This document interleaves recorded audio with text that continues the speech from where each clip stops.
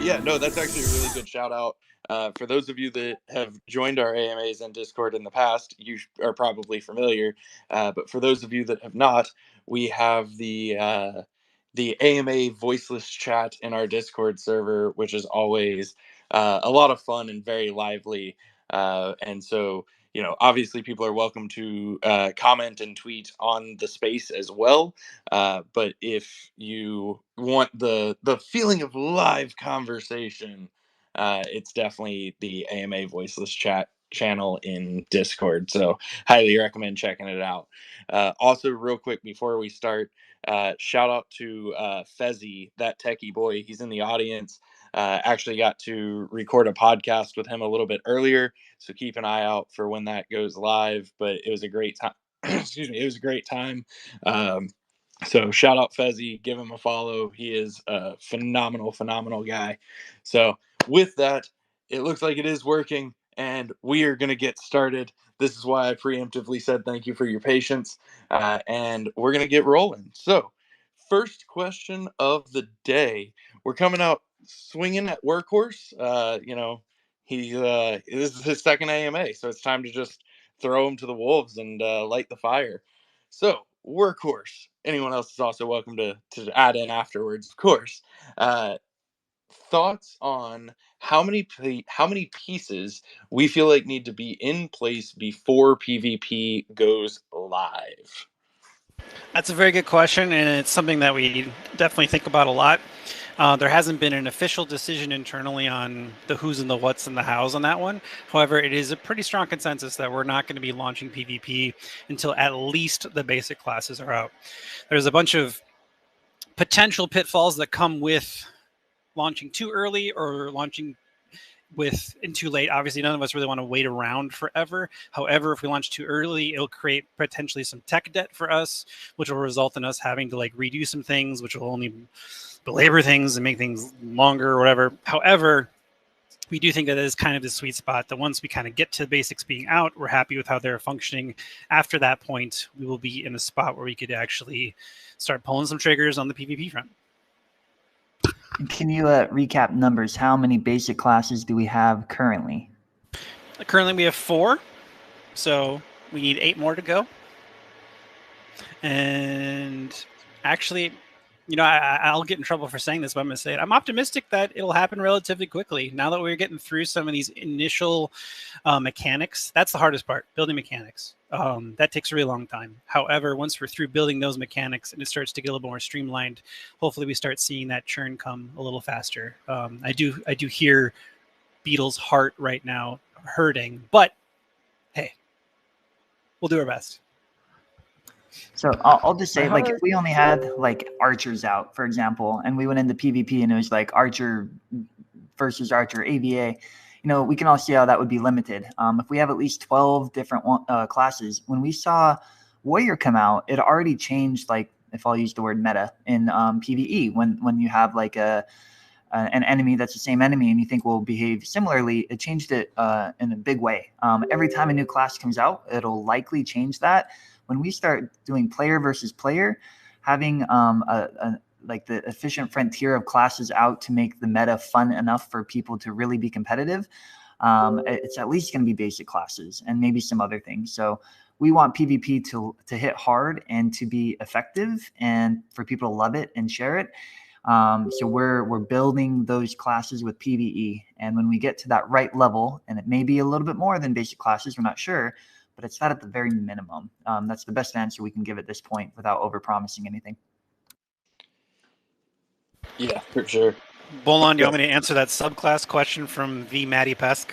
If you want to. I was about to say something about it anyways. Go ahead. All right, so subclasses won't make sense until all classes are done. Just straight up. Because if we're going to release subclasses for one, we could release subclasses would exist right now for Knight, Archer, Warrior, and Priest.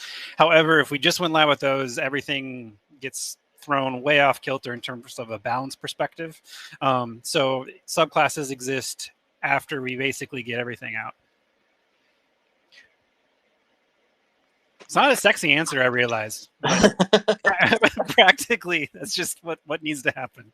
No, I mean that makes a lot of sense though, and you know, there's just so many factors, right? So there's class release, there's subclass release, there's ability trait releases. Like there's a lot of moving pieces, right? That all have to be taken into account.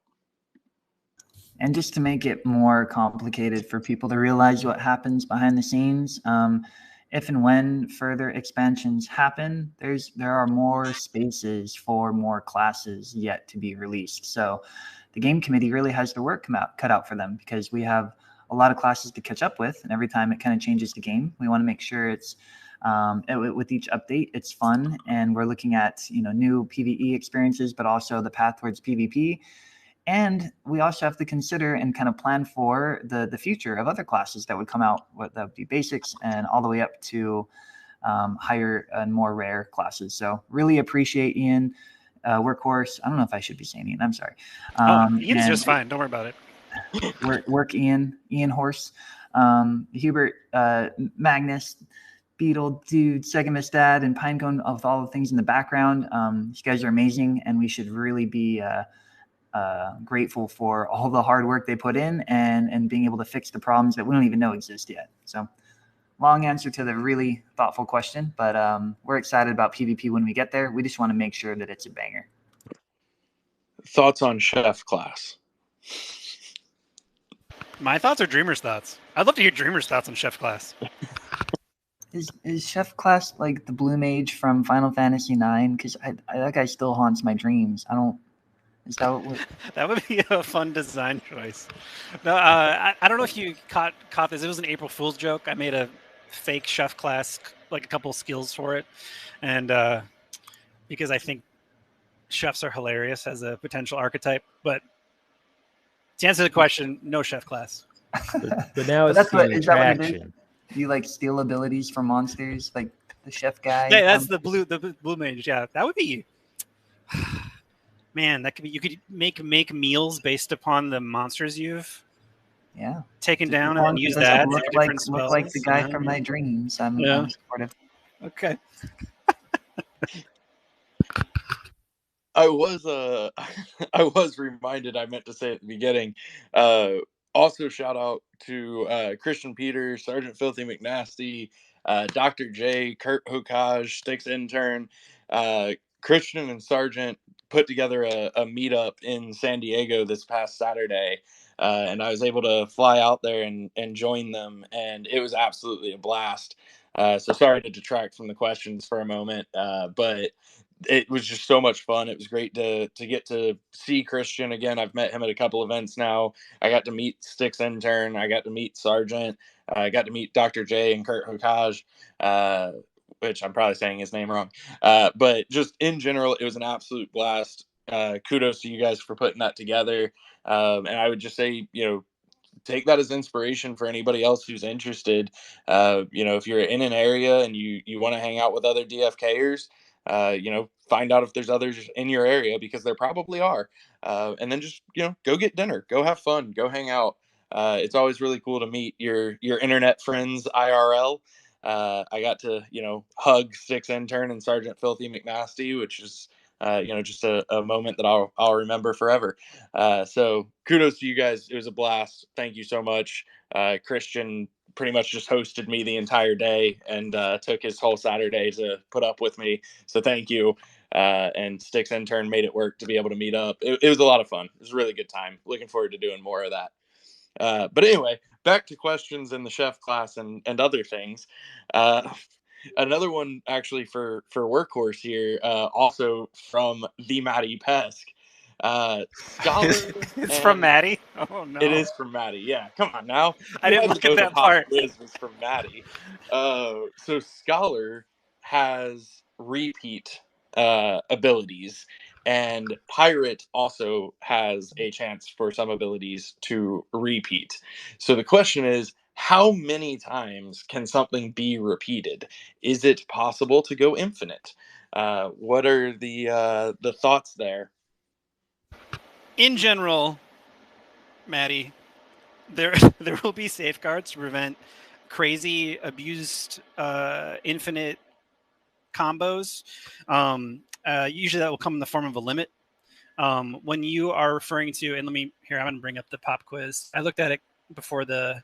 So I want to make sure I'm speaking to it accurately. When speaking, okay. So infused possibility and optimized potential for Scholar, those will have limits on them. So they will not be able to go infinite on top of each other. However, something like Pirate, where there's a small chance to repeat, and if that is repeated if Scholar throws peer review onto it, there is a chance that it could go many times. Yes, I suppose it is mathematically possible it could go infinite, but it is very unlikely. However, part of the sauce of why it's such an exciting combination of spells is because it does make a pretty fantastic moment for internet television. If we're watching a competitive game or if there's a tournament or whatever, and that happens, like everyone's spilling the popcorn. That would be so freaking cool. So like that kind of is the bar there where yes, that would be cool, and very unlikely. And then on the other side where the infinite combo of infused possibilities and optimized potential, that is like an abusable infinite combo, and that will be limited. So hopefully that answers the question there. There's another question about ward versus barrier, and your assessment is correct. Ward is like a bubble that pops, and barrier has an HP of its own that absorbs damage. Nice. That was going to be my next question anyway. I appreciate it. All right, let's see. So you're really taking one for the Hubert team while he's out here. Do what I can. Speaking of, I've mentioned this in the past couple AMAs. If you ask a question in Discord and you see it get pinned, it's because that's waiting for Hubert when he returns. So it's not going to be ignored or not answered. We're just waiting for him to come back, which I believe might be next week, but don't quote me on that. And then there's one on the talk site that I'm also going to leave for him. So it's not skipping your question. We will answer it, but he is the best party to answer it. So the next question on a different topic, jewel supply. Does the circulating supply plus the jeweler equal the total supply? Roughly, but not quite. There are a couple other factors there.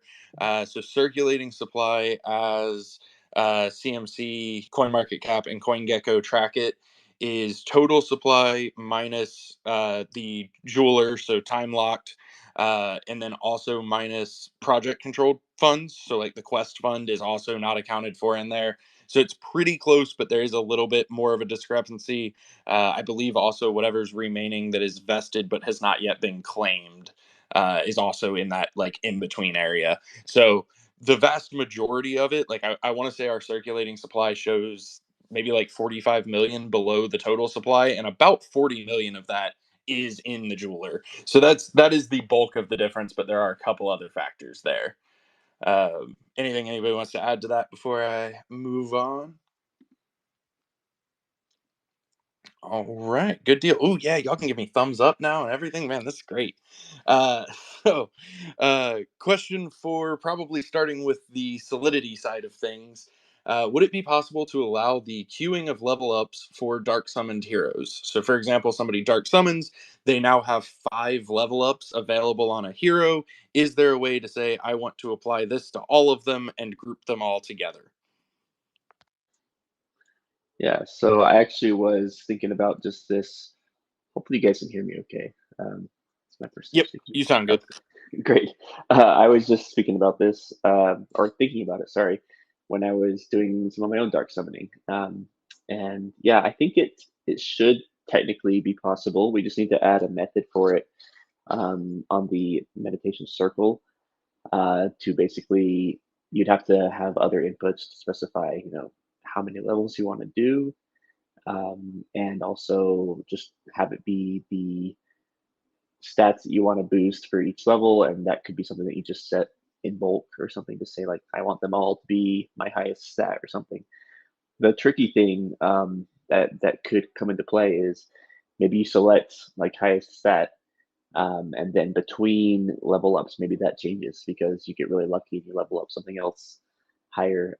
So there's a little bit of more unpredictability involved. Also, the items that you want to use, you would have to basically put all those in up front as well. But I think we should be able to figure out ways to make it work, and I think it'd be a cool quality of life thing. So I like it, and we'll add it to a list and see what we can do. Awesome. Beetle Dude, good news. It's going on somebody else's list first. Yay. Don't worry, we'll get to yours too. Oh. Right now, actually, speaking of your list, so when switching, so if you're in Crystal Vale's marketplace and you switch RPCs to Sarendale, right now it is loading you to a blank page because Sarendale has 2 marketplaces. Is it possible to have that point to either the central or the eastern marketplace? It is both possible, and it is queued up to be released. Nice. Already done. Because we talked about this earlier. So I did it. My favorite answer to a question is it's already done. Same. Let's see. So probably a frisky question, duels related. Would it be possible to disperse the crowd at the duels table in the tavern when duels are out of season? Yeah, I mean, so that particular one would definitely be a front end thing, and I think would be a cool visual cue to that. But we've actually been talking more and more about how it's unfortunate that there's sometimes a sort of like a longer break in between seasons of duels, and we'd like to get that reduced like as much as possible. There's even talks of having it be like reduced to basically 0, so that when one season ends, the other one can just immediately start. And I like that, and I'm starting to think about those things as well. So I'm not promising anything yet. There's obviously stuff we need to work through in our committees, but that's the direction I think I'd like to push for with duels. Up until now, we've been adding a lot of really cool things in between seasons to where each time is kind of like a complete refactor. And we're at the point now where we've got a lot of really cool features that are really solid, and it's going to be more iterative. And so we should be able to get the time in between seasons down. So that's my hope for the future going forward. Nice. Yeah, looking forward to that. I know many duelers out there will be very excited. So that'll be really cool.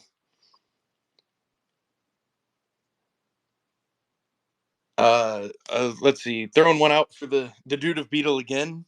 Could we possibly add an arrow on the bottom of the quest rewards page to make life a little easier for our mobile users? I did it. Oh, nice. I didn't even know that one was coming. Yep. Just keep them coming. Fastest Beetle around. Stay off of my list. Don't even think about it. One for Dreamer. So we've stated before that Jewel collected by validators is primarily intended to fund the running of said validators. Can we comment on how much of the validator Jewel fund is being used currently, and any expectations of what would be coming in the next couple months on that front? Yeah, good question. In reality, the cost to run the validators supporting DFK chain has exceeded, I think, what is in there. We've been covering the costs from dev funds separately. So I think in a perfect operational flow, these would have been pulled real time to cover it, but they're in there. I don't think we've ever pulled from it. But going forward, we're going to have some other needs for Jewel. We have talked about last week that we are reopening our mines to centralized exchange listings in this market, and have a few leads there that we'll only share more on once I think things are more of a done deal, but have progressed from last week. But a lot of these exchanges are really careful about how much we talk about the names and the dealers specifically. So unable to give specific updates until things are more final, but progressing there. And we're considering potentially using the Joule and the Validator Fund for liquidity to work with market makers on, since oftentimes we do need a good chunk of that. And as people know, majority of Joule is actually held by the players. So that's the update on the Validator Fund in short. Have never pulled from it. Costs have been covered from dev funds, even though the intent of that fund is to cover costs. And in the future, we may use it for market making when and if that opportunity comes up. Awesome. Very much appreciated. Let's see. How does the team intend to handle increasing gas prices, particularly as we continue to grow? Magnus, do you want to talk about expeditions a little bit? Yeah, sure thing. So expeditions is next on the list for me, and I'm very excited to dive into that in terms of the technical challenge there. So a couple of points on how expeditions is expected to help gas. So there are two primary things at play there. Though there may be some other smaller changes that will let us get some more incremental gains. Expeditions is definitely up there with one of the larger design documents Hubert's ever given me, and a good chunk of that is focused on gas optimization. So expeditions will use a lot of the existing Quest architecture, and when you start a Quest, the contract pre-calculates all of the data that we need in the completion transaction in order to use less gas at the end of when you claim your Quest rewards.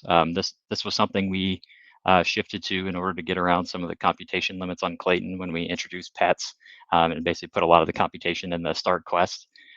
With the release of expeditions, we're going to pre-cache a lot of this pet related data, so you don't have to do it like once per pet, since that data doesn't change much. And currently we're recalculating a lot of that on each start Quest. So that's going to be kind of like a core optimization that will apply to expeditions, and we'll be releasing with expeditions, but also will kind of back propagate over to the traditional questing system as well. The second way expeditions is going to save gas is more of a design level optimization. In standard quests, every group quest requires a start transaction as well as a complete transaction due to the need for secure random number generation. For expeditions, we're going to make it so that you can have one single start quest transaction that will service dozens or hundreds of complete quest transactions, and you can complete those at any time, whether it's once a week, once a month, once a year. Hopefully you don't wait like multiple years to claim those. That might be a bit of a it might be take a long time to get through all those. But to get around the gas limit, the block gas limit for each transaction, expeditions are essentially going to be batching those complete quest transactions into multiple transactions. And for example, you might be able to perform, you might be able to do one transaction for a week's worth of questing. For a month, you might be able to do 4 transactions for that that entire month. That's just an example to explain how it's different than traditional questing. Don't quote me on those numbers. We'll have some more real world data once get started with implementation, but hopefully that helps explain how that can save gas over the traditional questing system, which is consumes a good chunk of our gas on DFK chain. Less daily competition for block space means that with both of those points I just mentioned, it should equate to lower gas on average. Though just a note that due to the bursty nature of the expedition claiming, where you're bundling like a whole month of transactions at one time, it could mean that gas fees spike a little higher than normal for maybe a couple blocks. If some people decide to claim their expeditions on the first of every month, and it's a lot of people doing it, but on average it should lower the gas usage from the optimization level for traditional quests, and also the kind of design level optimization I mentioned. So hopefully that clarifies a few things for folks. And that's it for me. Hey, Bolan, I just want to say, Magnus, thank you so much. You're incredibly smart and big-brained, and we love having you. When we're building a game where oftentimes we're doing on the blockchain what nobody else really is, we have to not only solve the problems that nobody knows exist, but we have to solve the new problems that pop up. And we released Duel Season 6. That's huge. We're having so many games played. I think almost 4 million duels. since the initial launch of that over the 6 seasons. That's huge. We should all be happy about that. Hundreds of thousands of heroes summoned, and many of them are questing or dueling or void hunting every day. Now, a new problem is the technology is a bit limiting us in what we can do on the blockchain. We're doing too much on the blockchain.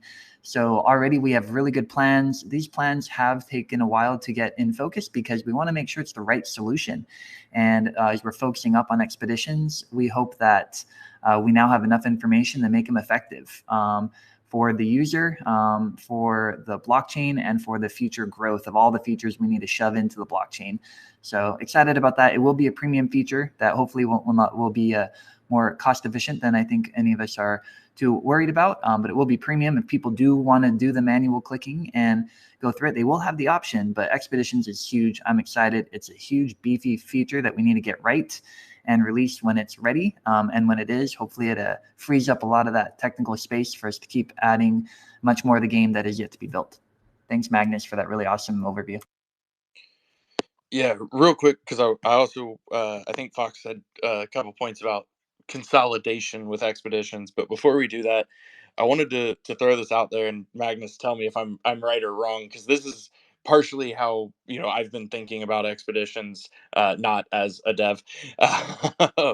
So before we get into like the optimizations and everything, which are also massive, right now, if you have a team of 6 fishers in Crystal Vale and you want to run them 3 times a day, that is 3 start quests and 3 complete quests each day, so 6 total transactions.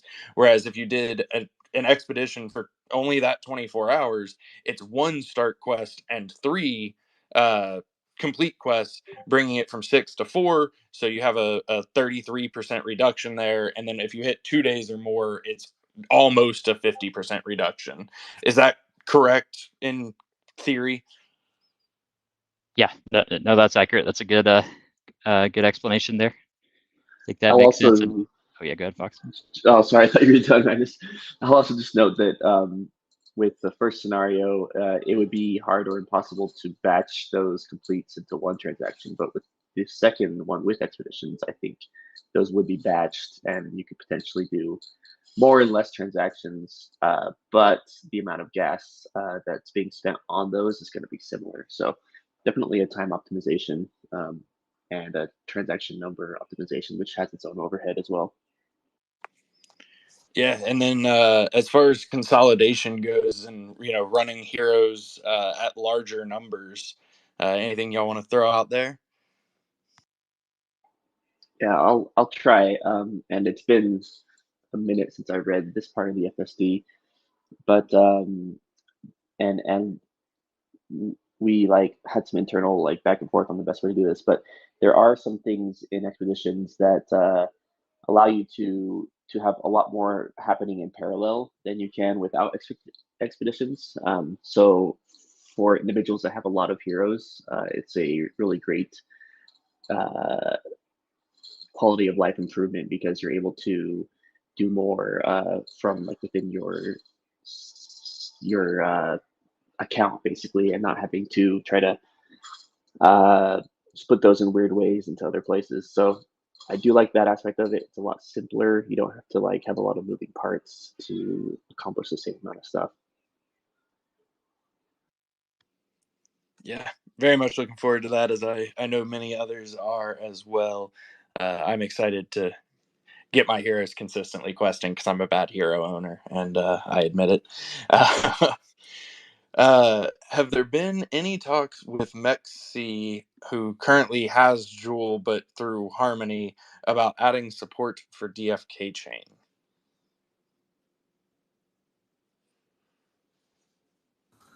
I can take this. So I think Mexi, they've, pros and cons here. I think they listed Joule a long time ago, I think over 2 years now, without really telling us. And I think when the listing first took place, they were sourcing the wrong price and everything. So it was interesting to work through. In the bear market, when we were reaching out to centralized exchanges, they would all say, hey, it looks like you're listed here and there's nothing much happening. And we'd be like, we didn't do that. But it's still kind of, there are some negatives from being listed there. I think it would be great to sync with them and see how we might be able to get DFK chain integration, which for those that are less familiar, centralized exchanges need somewhere to pop out the tokens that you're taking from fiat. And if it's on another chain and the goal is to get either on Clayton or DFK chain, you got to start somewhere else and then bridge, then get in and then buy game tokens. It's just an added step. So direct integration is something that we would love to have in DFK chain, Clayton, and other chains to run in the future potentially. But recent discussions with MEXC have not been going. Actually, I have a contact there. I can reach out. We've talked to probably, 70% of the top 20 in the last year.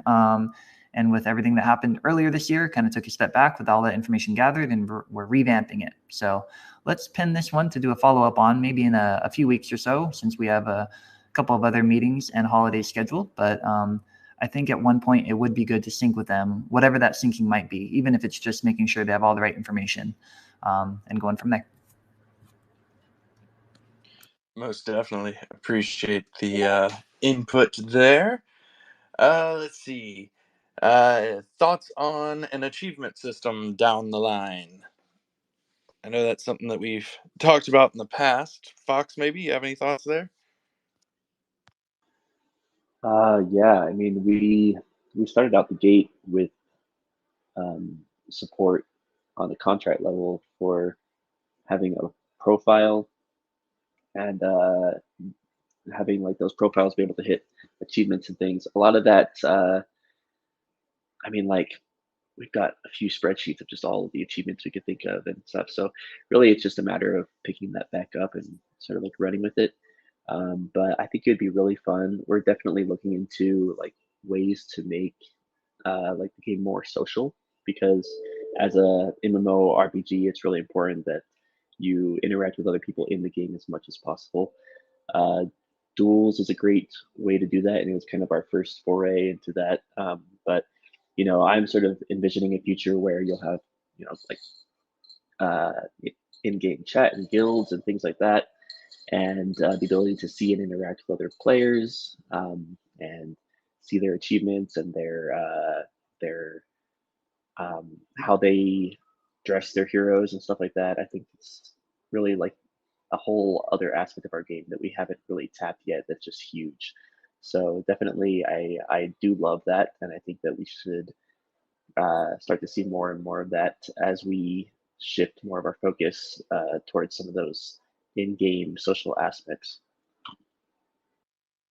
And maybe I'll just add, this is a feature. There's a lot of talented builders out there, and there's a lot of really cool tools. And although I agree and hope that we have our native achievements at one point, and when we do, it'll be epic. I think we'd probably want to count everything from summoning to duels to bloaters caught to bloaters burned to heroes burned.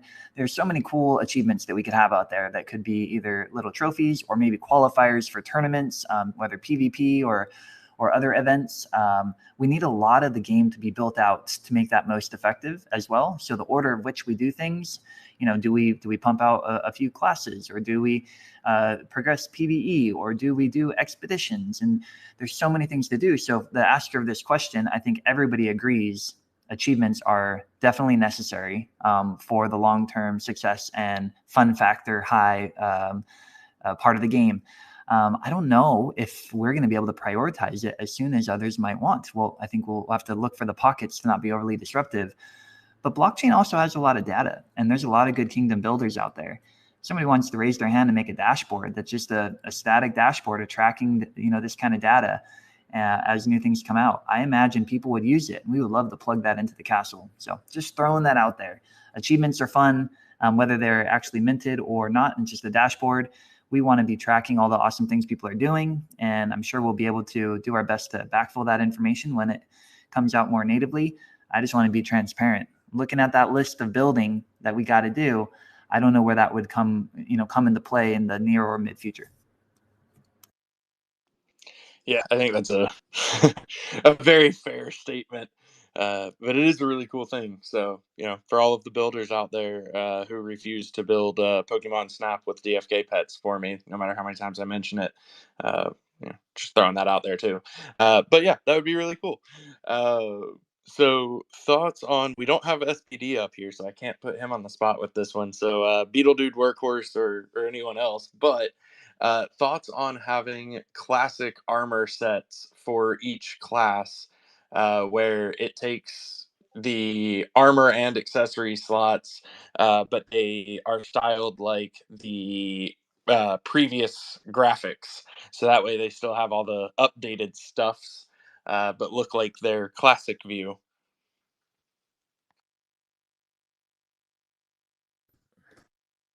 Had to find the unmute button. It's so far away. Keeping track of these multiple windows is tough, man. I think if I speak for SPD, he'll probably arm wrestle me to death at some point. But I don't think it's a bad idea. He does love drawing stuff. That's like his whole thing. So yeah, I don't see that being out of the question as something that we'd bring back. I know we tried to keep the spirit of things for the most part, but I know that some of them deviated more than others, and I'd be down to look at that at some point on his behalf. He loves it. Yes, that sounds like fun. I like it. Let's see. Thoughts on having a. I mean, I guess it could be toggleable, maybe, but thoughts on having like different options in the hero viewer for like summon cooldown or hunts cooldown, so that they can be viewed, I guess, like directly within the hero hub.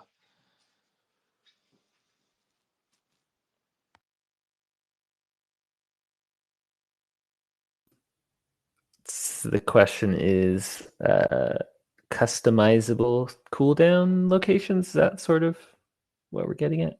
I guess that could work too. Yeah. So like right now, if you want to see summon cooldown, you have to go to the portal. If you want to see hunts cooldown, you go to the hunts NPC. So I guess the overall idea is just, a central place to be able to see all of the various cooldowns applied. Gotcha. Yeah, I think I think it makes sense. I think originally the idea was not to clutter things up too much, but that information is also useful to be able to see at a glance. So yeah, seems reasonable. I hate to say it. Might have to add it to the list. Put it on the list. Yes, Damn. there. Got him. Speaking of side arrows, which we mentioned earlier, thoughts on having side arrows to click between the profession quests. So if you're queuing up fishers, you could jump from like skill 0 to skill 10 and then go over to foraging, just directly within that window.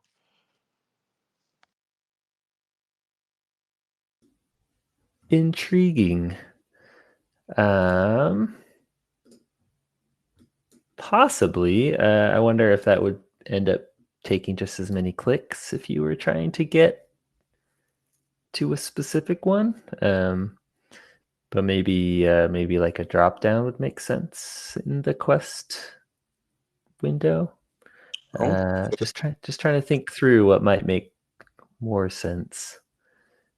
Not to poo-poo on the idea, but yeah, just trying to think about what would be the most efficient. So yeah, possibly like a drop down or something to kind of quick switch between quest might make sense. We'll add it to the brainstorming list. Yeah, the other list. I got another one for you. It's Beetle Hour, if you haven't noticed. Thoughts on having an indication of how many idle heroes you have, maybe in the bottom right, like above the quest list, to show heroes that have full stamina and are not currently questing.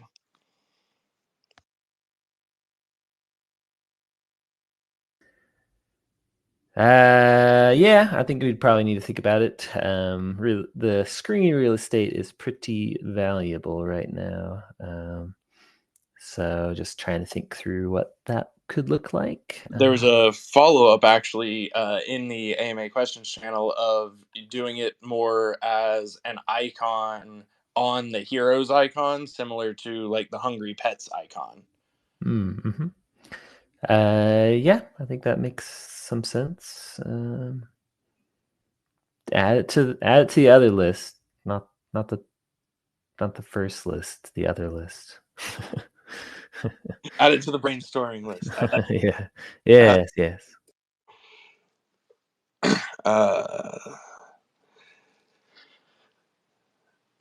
Let's see. I got another one for you, which I think, potentially the bulletin board could actually be a good answer to this suggestion. But curious of your thoughts as well, if it's bulletin board or otherwise. But thoughts on adding something in game to more directly let players know how to support DFK. So, for example, right now there's a vote open for the Games Awards, and it's currently, on our Twitter that you can go vote for us. So, thoughts on more implementing that directly in game? My immediate thought was the bulletin board, which is a really good call out, and we didn't put it on the bulletin board. But any other thoughts there, Beetle?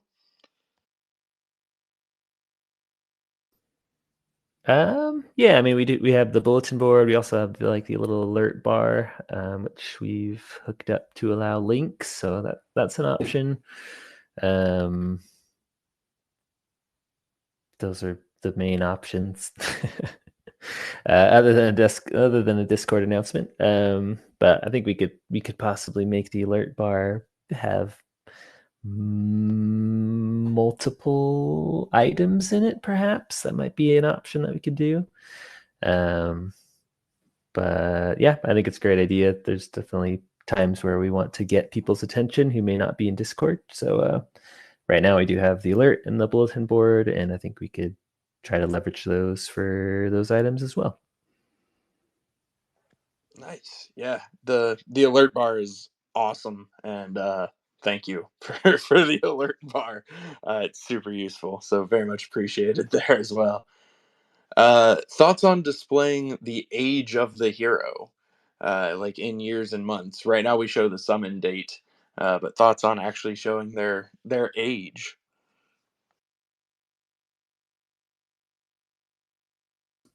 Never ask a hero their age, Bolon. You know that. The forbidden question. Let's see. I got another one for you. It really is Beetlejuice Hour right now. Thoughts on similar to how we added the stamina vial button on different like hero selection screens, also adding a cancel quest button on like the hero selling page or even the boar hunting page, so you can cancel their quest and then feed them a stamina potion. So thoughts on adding that button in a variety of places? Yeah, I think we had a cancel quest button on the hero viewer a long time ago. I think it mostly comes down to trying to keep clutter down. But I don't necessarily think that one's a bad one, because that's pretty contextual to needing to make quick changes to your hero's questing state. So yeah, I think something we could think about. All my answers are the same. I'm sorry. Put it on the list, the middle list. To the list it shall go. I'm going to give you a break now, and I have a question for Fox. Congratulations. Thank God. So, Fox, on the topic of duels equipment, basically the idea is, it could be harder to start duels later in the season if those that you are being paired with have already acquired equipment earlier in the season, because they now have the equipment giving them a boost. So thoughts on having a place where people could buy equipment from previous seasons, which I believe and correct me if I'm wrong here, but it is sellable in the normal equipment marketplace, so you can buy it from other players. But aside from that, any thoughts on doing like a trade-in for participation trophies from earlier seasons? No, I don't think that would be something that we would do. Um, the main thing is equipment is a NFT, so players can earn these and sell them, and if you would like some, you can buy them. Um, Many things in our game, probably most things, and this will be by design, and it'll be how it is as we go forward as well. That most things in our game are going to be acquirable through your own actions or through the actions of other players that you then trade for. And that's sort of the intent of a uh, of sort of like the style of game that we're building, and it's really like one of the things that makes it unique. So I do like that about the original point about being on uneven footing of sorts. Yeah, I don't necessarily think that's the case either, because the way that the matchmaking engine is set up, it looks at a bunch of different things. It looks at hero levels is one of the things that has a certain weighting, but also I think the main thing is just the score that you have right now, and it's a ELO style score. So as the players are leveling up, or not leveling up, but ranking up in their duels, they get paired with other higher ranked players as well. So somebody with a team of, I don't know, a bunch of level fives, for example, that has equipment, that team would be probably like rated higher over time than a team without equipment because they would win more. And you wouldn't probably get matched with them as often as you would get matched with somebody who hasn't got equipment. So you would get matched with others that are about your level. So that's by design. And as you uh, advance through those ranks and unlock those equipments, then you will also be able to more effectively compete with those higher ranked teams as well. So I think it should work out, but obviously we do keep an eye on those things and we tweak them as we go. So open to hearing any other ideas and any other feedback as well, and we'll adjust things as needed.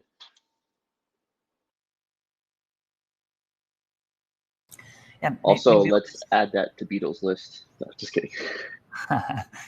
Maybe I'll just add, agree with your comments at the beginning where, the game we're building, oftentimes when we look at it, there are people that are playing for different reasons. Some look at it and they want the rewards for themselves, for the game experience. Others, they know that others will want it and are willing to buy in a secondary market. So we'll play just to first satisfy their own needs and desires, and then also maybe take that play to earn hat and put it on and offer selling their spoilers to others. That's a big part of what blockchain gaming provides, and we're having that in this feature.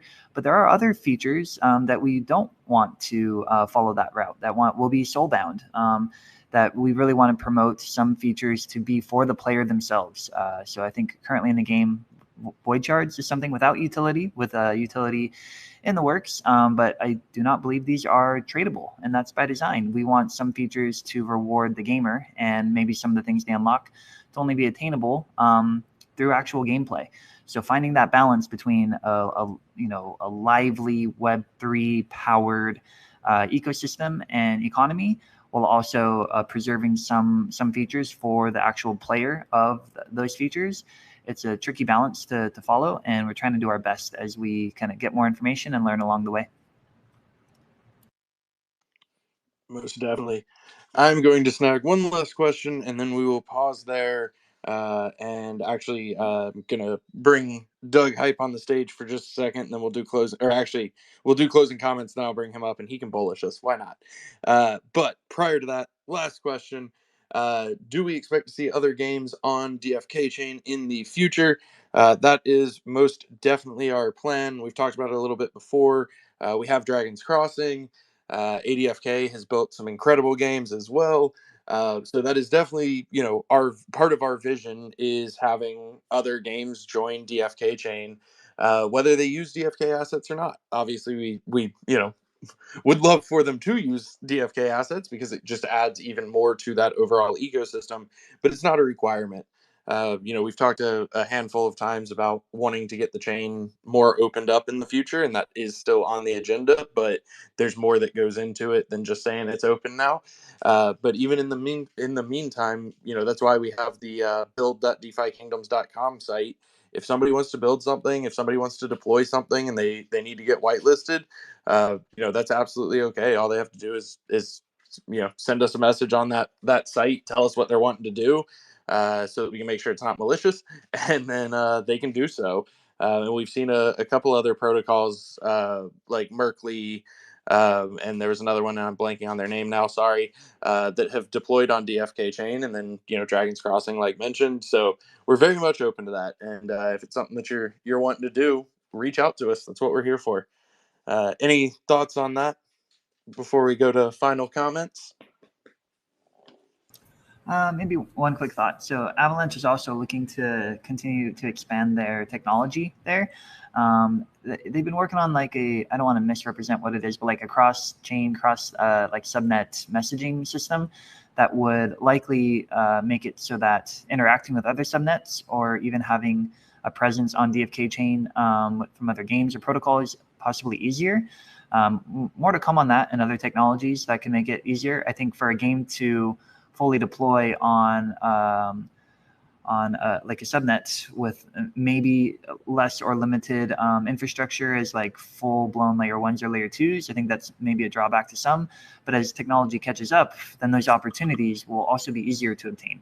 There'll be less of like an opportunity cost to launch one area versus another. So we're going to continue to wait and see. We are always offering for people to work with us and launch on DFK chain or find ways to collaborate, not only with games, but other protocols, and even considering ways to collaborate with content creators as well.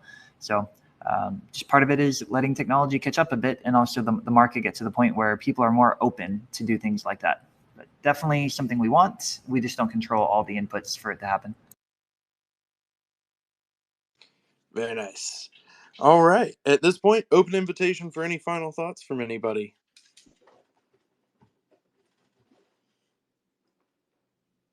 All right. I think my list is full now, so I was throwing it out there. As always, donate into Broken Mechanics. Thank you, everyone who has come and listened to this AMA, everybody that submits questions for it. Appreciate your patience while we did this first Twitter AMA. It's I'm not going to say that. I'm going to jinx it. Never mind. Thank you for your patience. Looking forward to doing more. And with that, I know Doug Hype wanted to talk about a space he's doing tomorrow. And then, Doug, you can go ahead and give us a bullish as well.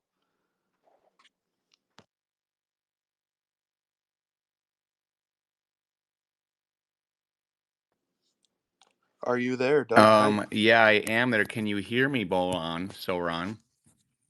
Yes, I can. Are you I had the cake song queued up, but now when you brought me up, technology bugged out. I'm just gonna sing it. I want to eat the whole cake. I'm not sharing. Oh, I'm not sharing. Even Wistic's intern or Dreamer. Maybe Dreamer though. I might share my cake with Dreamer because, guys, there's something crazy that just happened the other day. All of a sudden, Dreamer decided he wanted to hang out with me all the time. Like we're just cruising down like the California highway and stuff, the wind in our hair, just talking about cake and DFK, like, hey, do you like 8-bit pixel games? I do, brother. You know what I'm saying? I'm like, I remember back in the day, Final Fantasies, and now we're here all together in one place. Look at the power in this room right now. You've had easily over 100 people at one time in this Twitter space showing massive power, and it's so amazing, right? And I've been pounding the table for the past 2 years, right? To have this happen where imagine the power if you could just go and invade Twitter and all of Web3 with the amazing hardcore gaming community that you have here, right? And guess what is happening right now? And this is the thing. The number one thing I think, according to my personal opinion, that you can do to help your project in Web3, especially gaming, is let other people see the power of your community, like how people love it, how they show up, the bond that everybody has, the inside jokes, the Dragon Tales, like comic books, bro. I love it so much. I'm like, Dragon Tales, where's my comic book? Got Crypto Grady down there and that. So, I launched this big ass Web3 gaming show last week. Dreamer and Bolon came on. It was amazing. It was awesome. Actually, Dreamer left to go do the AMA and then came back even. And I was like, wow, this is amazing. You guys are totally doing all the things I love. And so I'm putting the tweet up there so you guys can set your reminder. Now, this is the thing. On the show, I have sponsors, all this stuff that, pay to be there and everything. You guys have given me like DeFi Kingdoms heroes to give away, which gives me an excuse to just shout from the rooftops nonstop and just talk about DFK all night. And also, this is the thing on the show. I have a segment on Web3 gaming specifically. And when you show up in big numbers, and I see you look at the crowd, and I see, Sergeant Fiddler McNasty, Dragon Tales, Dags, and all these people from the community that I know are hardcore people that love DFK. I have to talk about you. I have to bring you up. We have to talk about it and show all these other people like first-person shooter fans and people that love adventure games and all this other stuff to show them that, hey, there's really cool stuff happening, because I've seen it I've seen it myself. I know tons of people like Bryson and other content creators that are super well known, and they said they would never check out a trading card game. Next thing you know, they're playing Parallel, right? Why? Because they see everybody else playing Parallel, and they go, oh, this game's fun. And next thing you know, they're sucked in, right? So that is the power of social media, because when you can see all these cool people are playing the game and their community shows up and just throws down hard, it's like a sledgehammer to the temple, where you're like, bro, I got to go check this out. What's the deal? I heard about DFK. I heard about all this stuff. I heard about people back in the day making gains. And now I heard about all these people keep on like going through the community and having fun. And my number one thing always, guys, is that, when you actually like invest your time, energy, and liquidity into like an actual culture, an actual game and people and builders, that's going to be stable. That's going to like go through the bull market and everything too. All these other people are like riding the waves of markets and stuff, and that's cool, but they're not the ones that stick around. And now the meta is changing, guys. Dreamer, Bolon, Frisky, everybody up here. The meta is changing, where now when you look at Twitter, you see posts of being like, hey, should we pay more attention to the games and the builders and stuff and the people that like stick with communities? Because that seems to be going well versus just following market trends, right? You see that people are starting now to pick up that this is an important thing. So we want to push this meta. We want to let people know that like Web3 gaming is the heart and soul of Web3. It's consistently going. And last night, Dreamer and I were in Flu's Twitter space and we talked about this. He also said he's seen people talk about this now and understand it. So then you can have that like that message to all the people of the world, all the people that might deal with like coins and market stuff and kind of run around that like Web3. Dude, look at AVAX is going crazy, right, Dreamer? Like, and Bolon, like everyone now is saying that AVAX is the mini Solana and that like, all these people are building on it and wanting to go on AVAX. It's getting hype right now, bro. And now is the time to shine and get up on your pedestal. You know that meme where there's the first place guy and the third place guy's like showering his face with like champagne, bro? That's us right now, because we know that like we might not be in first place, bro, but the first place people are scared. They're like, okay, we're pumping like Bitcoin, Ethereum, and that's cool and everything, but Web3 gaming is undeniable and everybody's starting to jump in. In fact, dude, I got American Dad on the episode last week. He came in wanting to learn about Web3, bro. Like when you see these signs of like rednecks that blow up stuff in their backyard on Twitch, want to learn about Web3, Dreamer, what does that make you feel? Does that make you feel like good about Web3? I mean, I don't know if this is a trick question. Anybody learning about Web3, I think, should make us feel good about Web3. We need all types, all ways of thinking, coming from all backgrounds. All right. Good. Yeah, that's a great PC answer, Dreamer. I will be the non-PC answer. So I invite everyone to go up and just set your reminder for the space. It doesn't cost you anything. If you want to sign up for my newsletter, I'm going to be doing a really cool newsletter with some of the biggest people in Web3. I haven't announced who's in it yet. Maybe we could have someone from DFK write a little bit of something about, the thing is about education. We want to educate people about like, why is Web3 gaming important? What are things to pay attention to? Why do things work and don't work, right? And DFK is an amazing place, this amazing test tube of like what's going on, right? Look at Stick is turned down there. He's like, wait. He's like, look at me. I'm a United States lawyer. You know what I mean? He's like, I'm in court arguing all day. I'm an important person. I drive a Dodge Stratus, He's in court right now. We got it. He's probably arguing Web3 law in court as we speak. He's probably actually defending CV and Binance as we speak in court. You know what I'm saying? Could be. Finance is having their press conference going on right now, by the way. But Doug, don't mean to cut you off. I do have a few meetings right after this, and we have a couple others. Doug, could you do us a pleasure? And we look forward to your space and other things later in the week. But could you give us a very hyper bullish, and we can all go about our days and hop into our meetings and other things. And we loved having you up here. In the future, we're going to probably try to invite a person up here or there on our spaces and try this new thing out. But Doug, why don't you send us home with that strong hype bullish? Yeah, baby. All right, let's go. We're going to think about all the beautiful people here in Web3 like Crypto Grady, Beetle, Christian, and I'm going to tell you one thing right now. I just gave you a game plan of why we should be bullish, damn bullish about Web3, baby. Let's go. All right. Bullish. Bullish. Sweet. Love See the y'all next energy. week. Thanks, everybody. Doug. Thanks, everybody. Thanks, guys.